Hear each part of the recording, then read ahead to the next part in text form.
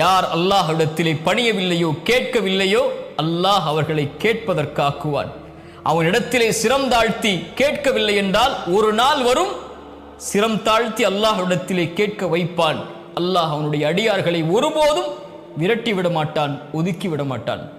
அல்லாஹ் ரப்புல் ஆலமீன் அவனிடத்திலே கேட்கப்படுவதை விரும்புகிறான் என்று அல்லாஹுடைய தூதர் ஸல்லல்லாஹு அலைஹி வஸல்லம் அதனால் தான் சொன்னார்கள், அம்மை யுஜீபுல் முத்தர்ர இதா தஆஹு வயக்ஷிஃபுஸ் ஸூ.